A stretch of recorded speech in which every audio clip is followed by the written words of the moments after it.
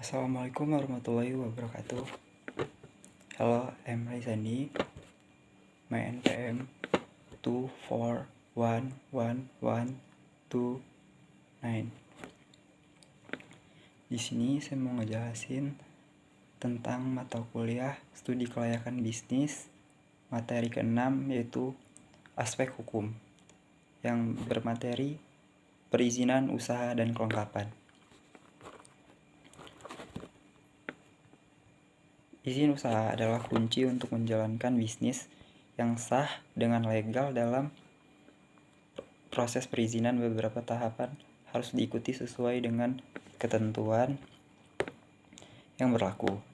Yang pertama, jenis-jenis perizinan usaha. 1.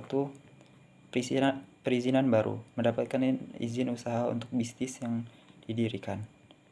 2. Perizinan lama, memperbarui izin usaha yang telah habis masa berlakunya. 3. Perubahan data, mengajukan izin usaha saat terjadi perubahan data bisnis.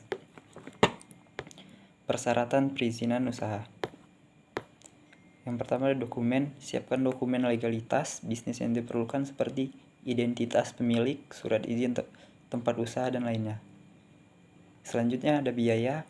Pastikan memiliki dana untuk membayar biaya administrasi perizinan usaha. Selanjutnya ada kemampuan mematuhi regulasi, mengetahui dan memastikan kesesuaian bisnis dengan regulasi yang berlaku. Ini ada proses pengajuan perizinan usaha. 1. Berkonsultasi dengan otoritas terkait. Lakukan konsultasi untuk memahami prosedur pengajuan perizinan. 2. Mengisi formulir dan melengkapi dokumen.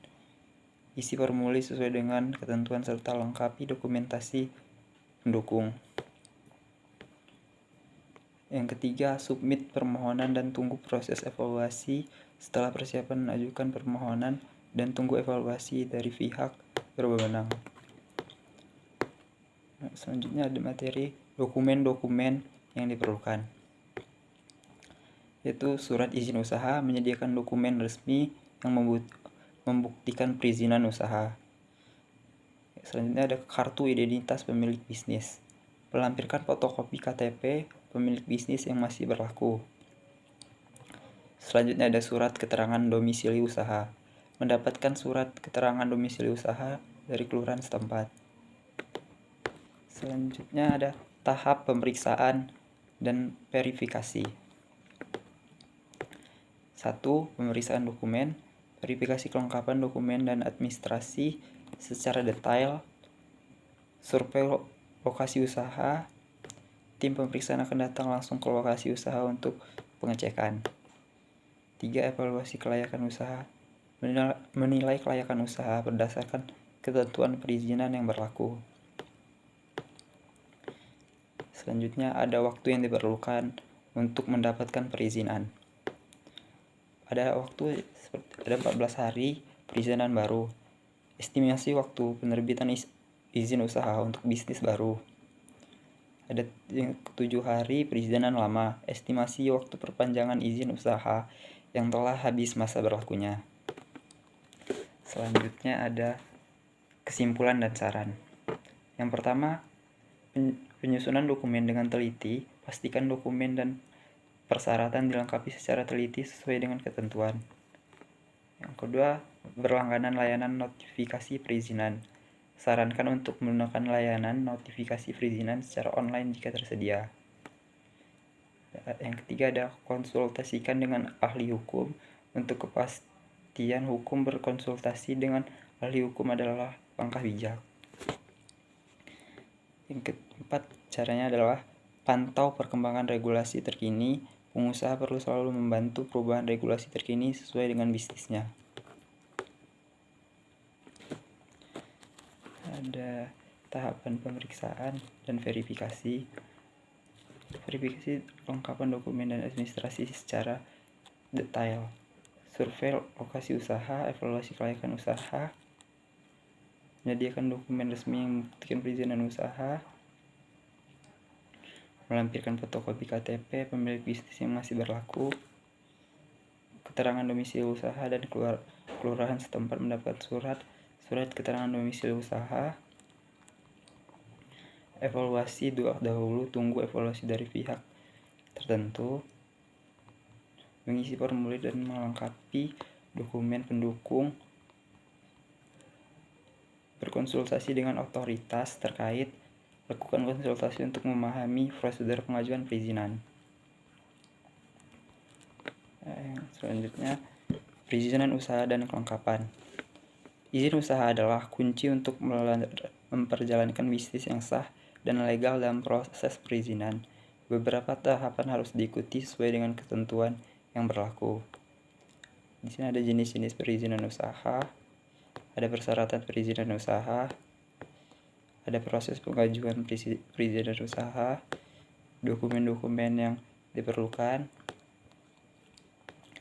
tahap pemeriksaan dan verifikasi, waktu yang diperlukan untuk mendapatkan perizinan.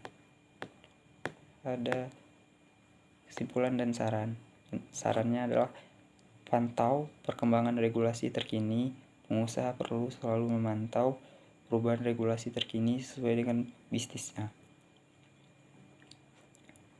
Di sini ada 7 hari perizinan lama, estimasi waktu perpanjangan izin usaha telah habis masa berlakunya. Ada 14 hari perizinan baru, estimasi waktu izin usaha untuk bisnis baru.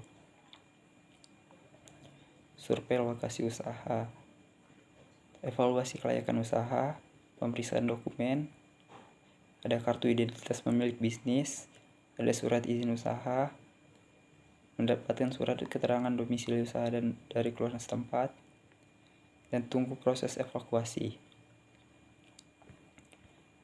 Oke, ada biaya, pastikan memiliki dana untuk membayarkan biaya administrasi perizinan usaha. Dan ada dokumen, siapkan dokumen legalitas bisnis yang diperlukan seperti identitas pemilik, surat izin tempat usaha, dan lainnya.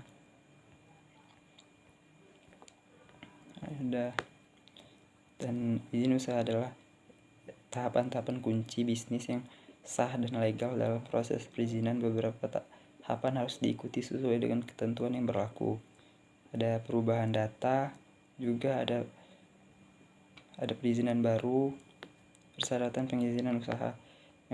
Yang pertama ada dokumen, siapkan dokumen legalitas bisnis yang diperlukan seperti identitas memiliki surat izin tempat usaha dan lainnya. Ada proses pengajuan perizinan usaha yang sah.